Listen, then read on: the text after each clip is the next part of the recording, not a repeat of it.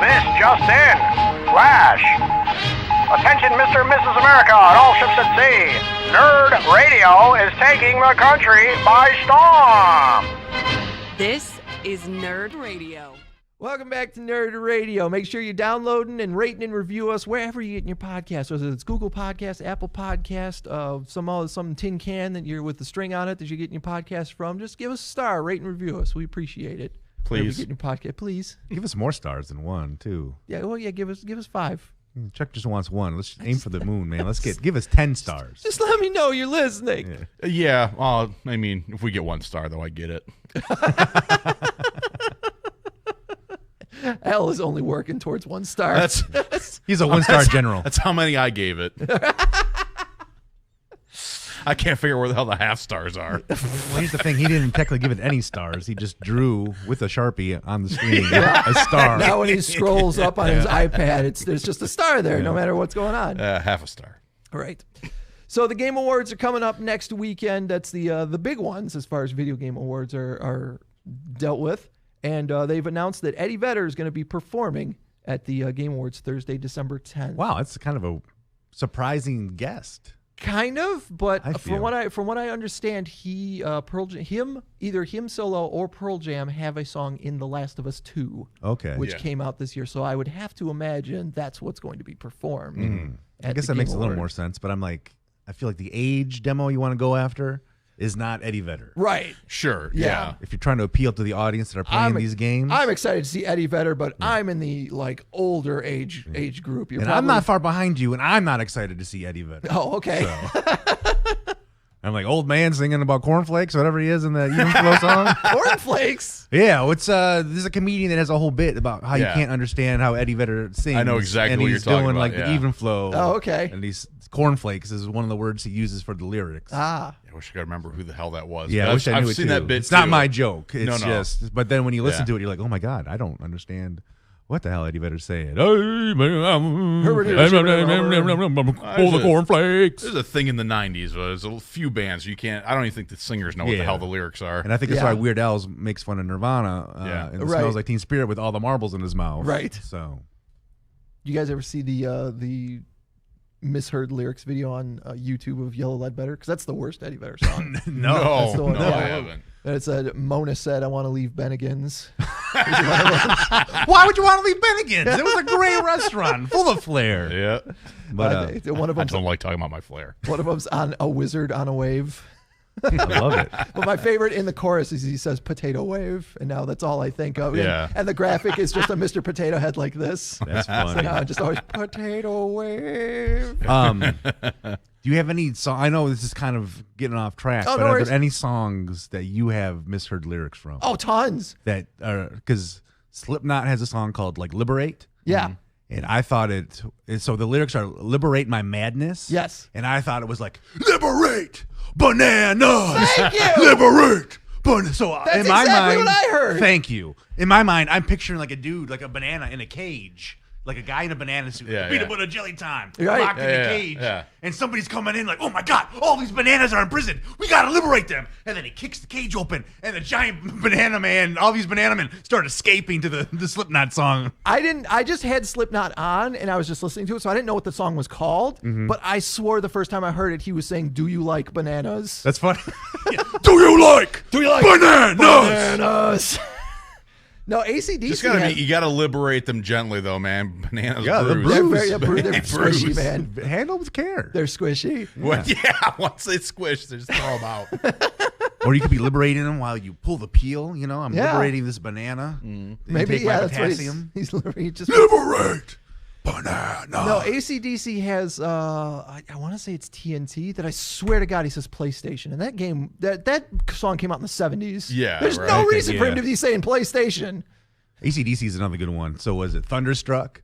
I remember my old roommate was playing an AC/DC, the Thunderstruck song, and I'm like, why the hell are they singing about a thunder stick? Thunderstick. What the hell's a thunder stick? Yeah. And he's like, and they're chanting to it. Yeah. He's like, no, it's Thunderstruck. I'm like, I'm going to go back in my room. I always swore that The Light That Blinds from Shadows Fall had the phrase star power in there. Like you're playing Super Guitar Mario? Hero. Yeah. Oh, Guitar Hero. Star Power. Yeah, which that song was in Guitar Hero as well. I don't know what the real lyric is. But You know? Yeah, the misheard. Honestly, there's tons of songs with misheard lyrics. I just can't think of them all. I'm really glad somebody else heard Bananas. Me too. It's really, really. Because when I explained that to my fiance, I think she was really questioning why. You gotta stop talking to her, man. I got nobody else, Al. It's her or the dog. It's her or the dog, and the dog looks at me just as crazy as she does. He's gonna get married to her. Yeah. I know. And he's got to stop talking to her? Yeah. Listen, wait. We'll stop talking when we get married anyways. It just naturally happens. After the show, James and I share a workspace, so there's a lot of conversation. Sure. Yeah. And the amount of stories he's told me about talking to her and the looks she gives. Because I'll run, so if she gives me a weird look about something, I'll run it by Al. And then I'll go, I can see where you're coming from with that. I'm like, thank you, Al. Right. I explained that to Cody, and you know what happened? She looked at me like I was a crazy person. Yeah. Yeah, Acronym in the Twitch chat posting the video for the misheard lyrics for "Kickstart My Heart." Oh, perfect. I bet that's a good one. Yeah, it's absolutely. Is it with funny. Fat Vince Neil? Fat Vince Neil. Yeah.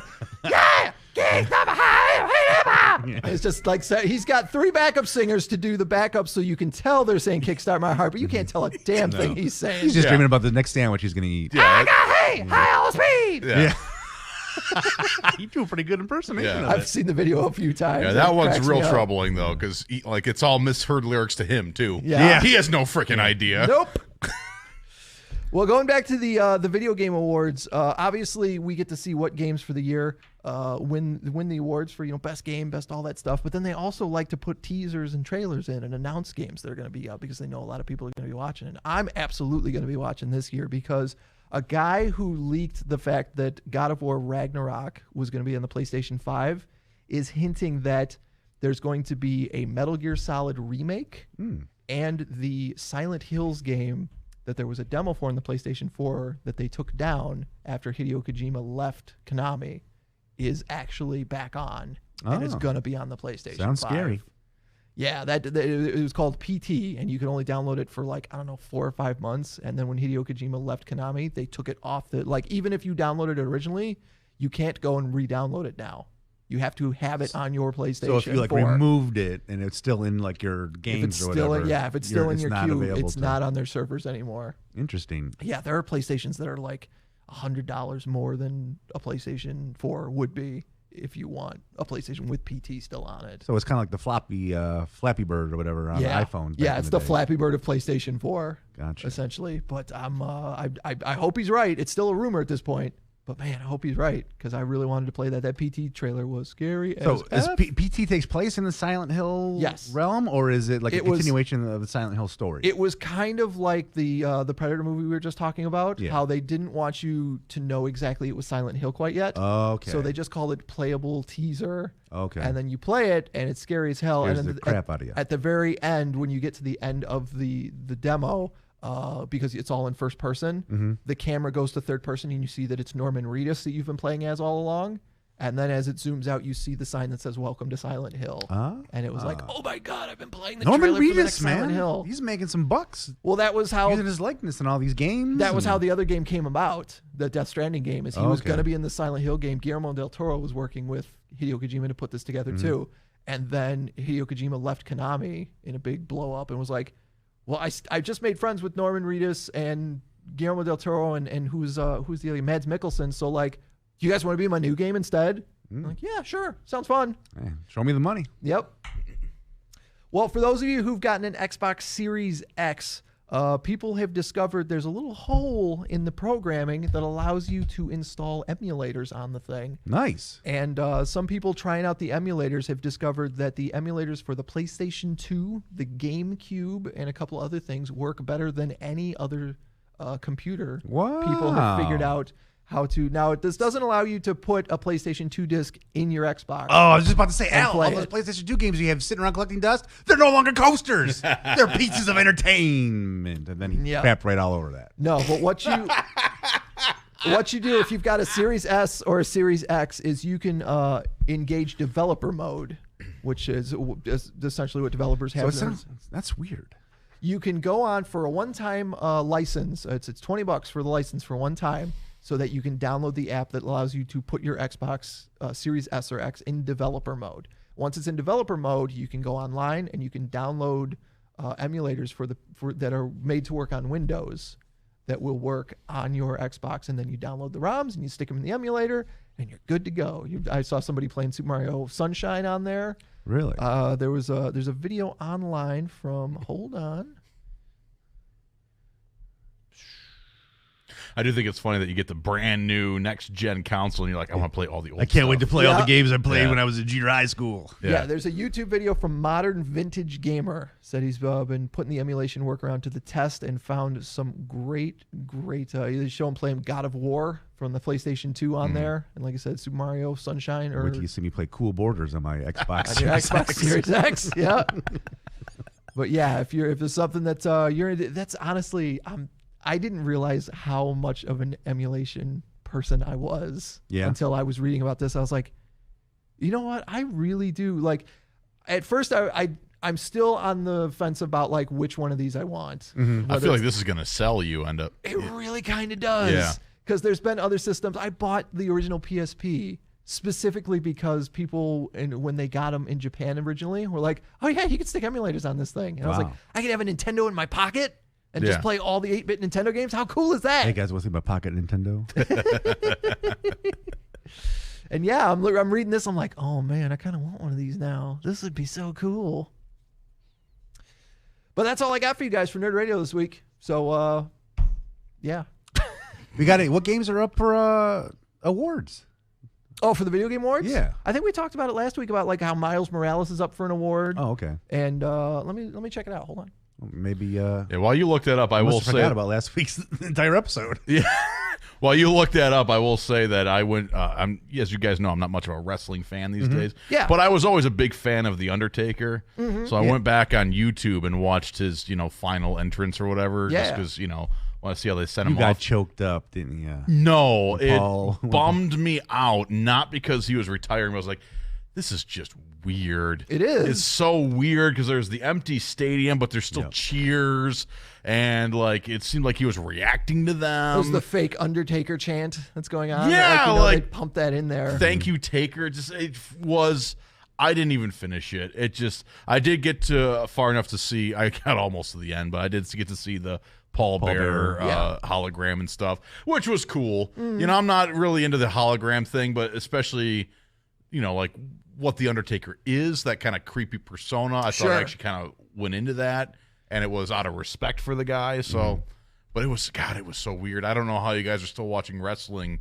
It has been a bad year for wrestling. Yeah. And that's the thing that we've talked about on the One Fall Show, the wrestling podcast to do, as well as I've talked with you about, James, is that there's so many wrestling programs in a week. Some of them have adapted flawlessly to them. Like AEW is still really kind of putting on a neat show. NXT is banging. Dude, week in, week out. The people working in NXT have not stopped killing each other in the ring. Whereas some of the others are like, I don't have a crowd, so I don't get that adrenaline high, and I don't know what's working and what's not, so I'm not going to work as hard, and I don't know what I'm doing. Yeah, I would say with NXT, not only are the matches good and the performers putting on a hell of a show, but I love how they have the whole arena set up. Yeah. Because they have like the fenced area, or you have like fans banging on the glass, like hockey, and then you also have the screens above them. Like, I think NXT has got it, man. Like, they need to follow suit with that. And also AEW, I mean, they started the whole having wrestlers out there cheering and booing. Yeah, like if you don't have a match tonight, then go be in the crowd. Yeah. People will still know it's you. People still know it's MJF or, Cody Rhodes or Matt Hardy, but go be in the crowd and continue to be your character. And, that way we still have a crowd of some sort. The thing that I feel like they should have done with that Undertaker thing is they brought all the old guys out. We talked about this last week. I didn't end up seeing that, and I didn't feel the need to go search it up. They brought all the old guys out, and then they went to a video package, and then when they came back, Vince was the only one in the ring, and they were all gone. Yeah. And it was like, why didn't you just have everyone who is there, the wrestlers, the old guys, everybody just standing between the screens as a crowd for this moment with the Undertaker, so that there's at least people there. Yeah, in the same way that AEW will put the wrestlers around the ring. Yeah, I thought that would have been great, but nope. It just sucks seeing that guy after 30 years be sent off like that. And like we talked about last week, if once crowds come back, he'll be back. Oh, yeah. He won't wrestle, but he'll be back. Yeah, no, it's just like some of those guys that, will still pop up every once in a while. Like, there'll always be a part of it. Yeah. In some way, even if they never lace up their boots again. Right. He'd be another one like Pat Patterson. That, like if he works backstage and helps people out, especially guys like Bray Wyatt and stuff with what to do with I could see him continuing to work with the company backstage or whatever, but it's funny to think of him because of his persona, what that character was, to see him now like as a manager, and just kind of being himself. I mean, we all saw him as the biker version of The Undertaker, and that did not go over well. Like we don't want to see him be himself. You also don't want to see him as the bounty hunter in Suburban Commando. You're a dead man, Ramsey. Yep. That's why you guys don't talk. They did one of the Stone Cold sit-down podcasts. Yeah. Like it aired right after the thing. And I finally, because it's like 2.5 hours long, so I'll go to bed and I'll like listen to a little bit of it until I get sleepy and then turn it off. I forgot about the time that like his pyro went off right under him. And he's had a lot of crazy mishaps, Yeah. But I didn't know about that. Yeah, there was the very first Elimination Chamber pay-per-view. Not the first Elimination Chamber match, but the first time they made a pay-per-view out of that. He was defending one of the title belts, and he's got the big fire plumes that come out up the sides. And he told the story that he had weeks before told the pyro guys, like, those things are too close. Like, I can feel the fire. I can, I'm used to feeling the heat, but I can feel that fire on me. And the guy was like, oh, no, don't worry about it. It's going to be fine. And then they did the Elimination Chamber pay-per-view, and like, as he's standing there, one of them goes off right in front of him, or like right under him, and he comes walking out of it quickly, like his adrenaline is up, and he tears his hat and coat off and the belt, and then because it's the Elimination Chamber, he had to sit in one of those pods for like 20 minutes. Burned up, Yeah, and they just kept feeding him water bottles, and he just kept pouring water bottles on himself because he'd been burned. And he told us. I bet you right around then is the time where he was like, how about the lights just come up when I bring my hands up? Yeah. But he was saying on the podcast that he was telling them as they were feeding him water, he was like, somebody needs to go in the back and tell that guy that he needs to not be here when I get back there. Oh, could you imagine being that guy? Yeah. Oh, I would have pooped my pants. Yeah. Man. I would have pooped my pants so hard I would have gave myself a pink sock. I don't. Dude, if you burn the Undertaker, you gotta kill him the rest of the way. Well, because he's gonna give you a receipt, and Randy Orton can testify to that because he tells a story about hitting the Undertaker in the face with a chair by mistake, and the Undertaker's like, "Your receipt's coming," and then there was a one moment in time where he's like, "Here's your receipt." Here's your receipt. Like years later, and then he hits him. So. He never forgets. Yeah, I would turn in my resignation. Yeah, people like that night. Sorry, Vince, gotta go. Hey, keep the money for tonight. Yeah, dude. Especially though when you're like, hey, like this thing's not right, and you're like, no, it's good. You'll be fine. Yeah. I'd be out the door and I'd be sending an email while I was driving home saying, thank you for all the years of work that you've given me. I will not be in tomorrow. I would have just left a piece of poop in my chair. They would have understood. They would have known. It's like, oh my God, Al just turned into a turd. Yeah. Well, anyways, let's forget the video game awards. We got on a little wrestling tangent. We should wrap it up. I was just trying to stretch so we could find it ended up becoming a good little segment there. You know what? Next Wednesday, we'll go over what the game awards are because it will be 24 hours out from it. There we go. Perfect. All right. So that's something to look forward to. Thank you guys for joining us on Twitch. Make sure you join us on Wednesday afternoons around 11:30, twitch.tv/checkpointxp. And of course, make sure you download, like, and subscribe us wherever you're getting your podcast and follow us on all your social media at NerdRadio 101. Take us home, Al.